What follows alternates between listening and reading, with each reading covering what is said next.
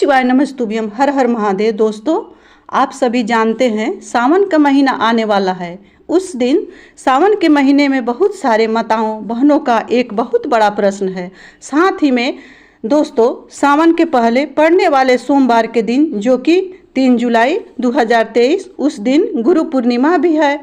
उस दिन के लिए हम कुछ विशेष उपाय बताने वाले हैं। आज की इस जानकारी में ये दोनों चीज़ बहुत अच्छी तरह से समझाने वाली हूँ, इसीलिए इस वीडियो को पूरा ज़रूर देखिएगा। सबसे पहले हम लोग बात करेंगे एक जो सावन का महीना आ रहा है, क्या हम पशुपति व्रत कर सकते हैं या नहीं कर सकते हैं। बहुत सारे माताओं बहनों का सवाल रहता है कि हमें लगा कि इसका जानकारी आपके पास पहुँचे। सबसे पहले दोस्तों, इस सावन का महीना में पशुपति नाथ का व्रत कर सकते हैं, क्योंकि इस व्रत में कोई निश्चित समय नहीं होता कि इस समय में पशुपति व्रत करना है या नहीं करना है, क्योंकि दुख का समय कभी भी देखकर नहीं आती है, वो भी कभी भी आ जाती है। यहाँ पर एक बात का ध्यान रखना है, अगर सावन के महीने में अपने पशुपतिनाथ व्रत शुरू कर रहे हैं तो अगर आप सावन के महीने सोमवारी व्रत कर रहे हैं तो आपको गलती से भी पशुपतिनाथ की व्रत नहीं रखना है, क्योंकि गुरुजी अपने कथा में पहले भी बताकर रखे हैं, अगर आप पहले से कोई भी व्रत कर रहे हैं तो उस जगह पर पशुपतिनाथ व्रत न करें, आगे जाके कर ले। बहुत लोग सोमवार का व्रत करते हैं तो पशुपतिनाथ व्रत नहीं करेंगे। बहुत सारे लोग ये सोचते हैं कि हम दोनों व्रत एक साथ कर लेंगे, सावन का सोमवार और पशुपतिनाथ व्रत कर लेंगे तो दोनों व्रत एक दिन पढ़ेंगे तो हम दोनों व्रत का एक साथ कर लेंगे। तो देखिए दोस्तों, ऐसा बिल्कुल नहीं होता। अगर आप सोमवार का व्रत करते हैं तो सोमवारी ही करेंगे। दो व्रत आप मन और भाव से भी करेंगे तो उसका फल नहीं मिलेगा। अगर आप सोमवार का व्रत नहीं करते हैं तो अगर आपका मन है कि हम पशुपतिनाथ का व्रत करें तो आप इस सावन के महीने में पशुपतिनाथ का व्रत कर सकते हैं, पशुपतिनाथ का व्रत धारण कर सकते हैं। अगर आप सावन का सोमवारी व्रत करते हैं तो ये व्रत नहीं करना है।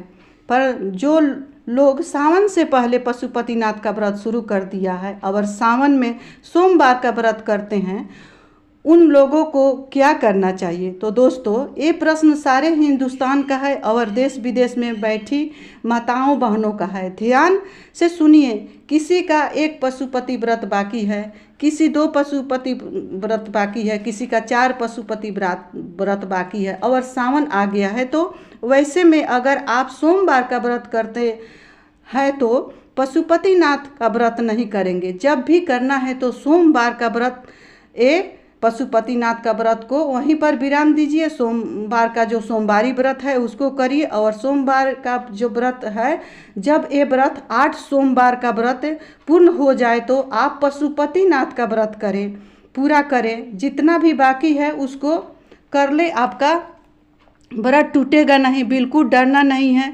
क्योंकि आप व्रत तोड़ नहीं रहे हैं, आप सोमवारी व्रत कर रहे हैं, उसके चलते इस व्रत को नहीं किए हैं। अगर आपके मन में कोई भी प्रश्न आता है तो आप कमेंट करके पूछ सकते हैं। चलिए दोस्तों, अब सावन माह से पहले पड़ने वाले व्रतों के बारे में, जो 3 जुलाई को आ रहा है, उस दिन गुरु पूर्णिमा भी है, सोमवार भी है, उस दिन गुरु पूर्णिमा भी है। उस दिन की महत्ता और बढ़ जाती है। जो इस सोमवार के दिन और सावन सोमवार के दिन हम जो उपाय बताते हैं इस वीडियो में, उसको करना है। ये उपाय कब करना है, जब आपके जीवन में कोई विशेष मनोकामना हो या आपके जीवन में कोई ऐसी बात शिव जी से बोलना हो तो आपको लिए ये बहुत ज़रूरी है। तो उस स्थान पर करना है। क्या है कि एक बेलपत्री लेना है, क्योंकि इस वीडियो में सोमवार के दिन किए जाने वाले या सावन सोमवार को करने वाले बेलपत्री का विशेष उपाय बताएंगे। इस उपाय में सोमवार के दिन, गुरु पूर्णिमा के दिन, सावन के किसी सोमवार के दिन आपको क्या करना है, एक बेलपत्री लेना है। एक बेलपत्री को लेकर साइड के दोनों पत्तियों पर लाल चंदन लगा देना है। दो साइड के पत्तियों पर लाल चंदन लगाने के बाद, मतलब एक बेलपत्री के दोनों साइड के पत्तियों पर लाल चंदन लगाने के बाद बीच वाली पत्तियों पर घी लगाना है। क्या लगाना है? घी लगाना है। इस बेलपत्री को माता अशोक सुंदरी वाली जगह पर अर्पित करना है। श्री शिवाय नमस्तुभ्यम बोलते हुए बस माता अशोक सुंदरी के स्थान पर बेलपत्री को अर्पित करने के बाद हाथ जोड़कर जो भी कामना है भगवान शिव से बोल सकते हैं। बाबा अवश्य मन की कामना को पूर्ण करेगा। चलिए दोस्तों, अब हम बात करते हैं अगले उपाय के बारे में, जो कि आपको गुरु पूर्णिमा सोमवार को करना है या सावन के किसी भी सोमवार को कर सकते हैं। इस उपाय में आपको एक बेलपत्री लेनी है। इस उपाय में आपको मात्र बीच वाली पत्ती पर चंदन लगानी है। ये चंदन अगर दोस्तों क्या करना है, उस बेलपत्री का मध्यस्थ जोड़ होगा जहाँ से तीनों डंडी का मुख घूमता है, वहीं पर थोड़ा सा शहद लगाना है। शहद लगाकर भगवान शिवलिंग के ऊपर अर्पण करना है। ये उपाय गुरु पूर्णिमा को करना है या सावन के पहली सोमवार को या किसी भी सोमवार को करना है। भगवान भोलेनाथ तत्काल प्रसन्न होकर जो भी व्यक्ति जिस कामना से करता है तत्काल मेरा कुबेर भंडारी पूर्ण करता है। बहुत ज़्यादा अगर गृहस्थी में समस्याएं चल रही है, बिल्कुल कहीं से कुछ कार्य बनते हुए नहीं दिखाई देते, तो करना है ये उपाय। आपको लेना है एक बेलपत्री। हम वीडियो में पहले ही बताए हूँ कि इस वीडियो में हम बेलपत्री का उपाय बताएंगे, जो कि बिल्कुल सरल तरीका है। इसमें आपको करना क्या है, एक बेलपत्री लेना है। अब इस बेलपत्री को माता अशोक सुंदरी वाली जगह पर अर्पित कर देना है। डंडी का मुख जलाधारी की तरफ रखना है, मतलब जिधर शिवलिंग है उधर डंडी का मुख नहीं होना चाहिए। जिधर से जल बहकर जाता है उधर डंडी का मुख होगा। पहली बेलपत्र माता अशोक सुंदरी वाली स्थान पर।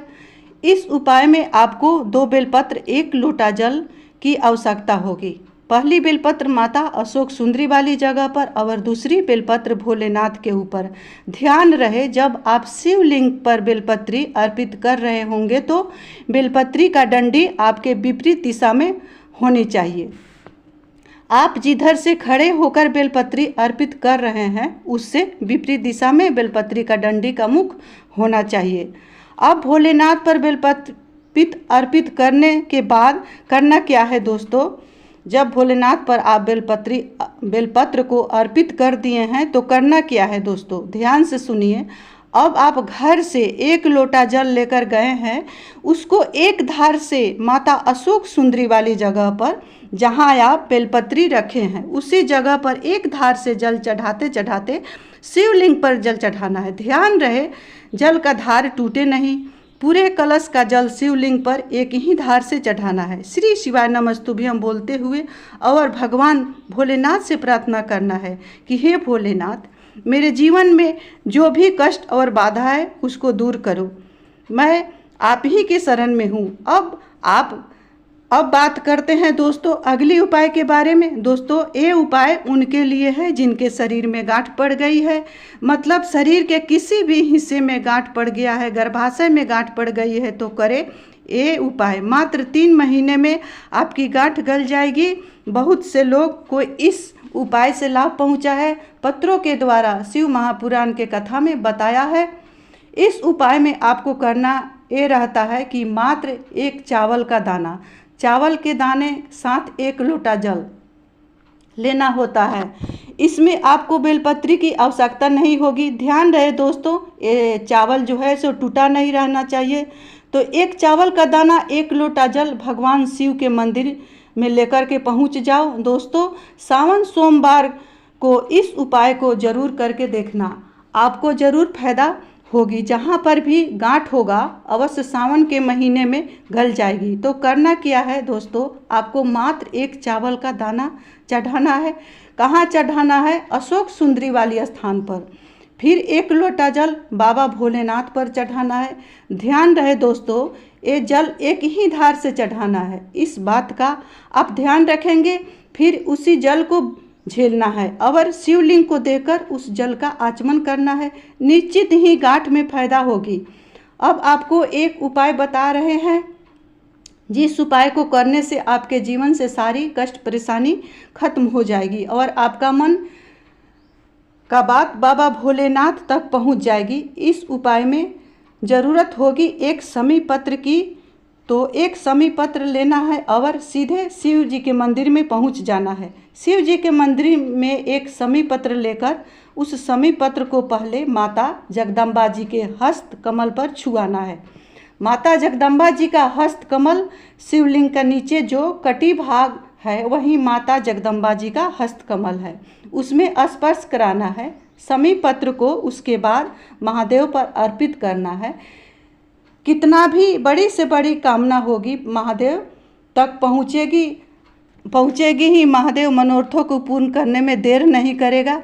उसके बाद में दोस्तों, आपके घर में बहुत ज़्यादा दरिद्रता चल रही है, दुख और परेशानियां चल रही है, तो आपको ये वाला उपाय करना चाहिए। इस उपाय में 2 बेलपत्री और 7 समी पत्र की आवश्यकता होगी। इस उपाय को कब करना है? जब शिव जी का पुण्य श्रृंगार हो गया हो, कोई जल नहीं चढ़ाता हो, मतलब कोई कुछ भी पूजन न कर रहा हो, सब कुछ बढ़िया श्रृंगार पूजन हो गया हो भोलेनाथ का, उस स्थान पर ये उपाय करना है। सबसे पहले माता अशोक सुंदरी वाली जगह पर पहली बेलपत्र को समर्पित करना है और दूसरी बेलपत्री को शिवलिंग के पीछे छोटी सी जगह जलाधारी पर समर्पित करना है। अब जो 7 समी पत्र है जो आप घर से लेकर आए हैं, 7 समी पत्र को एक साथ भगवान भोलेनाथ को चढ़ाना है। चढ़ाने के बाद अपनी कामना को भोलेनाथ से बोलना है। इतना सा ही ये उपाय है। ये उपाय अगर कर लेते हैं तो सारी कष्ट परेशानियां भोलेनाथ मिटा ही देंगे, पूर्ण फल की प्राप्ति होगी। दोस्तों, ये सब गुरु जी द्वारा बताए गए उपाय हैं। इस सावन में 8 सोमवार को करके अधिक से अधिक फल प्राप्त कर सकते हैं। दोस्तों, सावन महीने का बहुत सारे वीडियो आने वाला है, जिसमें जो भी उपाय है गुरु जी द्वारा, शिव महापुराण का उपाय है, इन उपायों से अधिक लाभ उठावे। श्री शिवाय नमस्तुभ्यम। हर हर महादेव। इसी के साथ मैं अपने वाणी को महादेव के चरणों में विराम दे रही हूँ। मिलती हूँ अगले वीडियो में, तब तक के लिए इतना ही। मेरा इस वीडियो से थोड़ा सा भी आनंद आया होगा तो मेरे वीडियो को आप लोग लाइक करेंगे, चैनल को सब्सक्राइब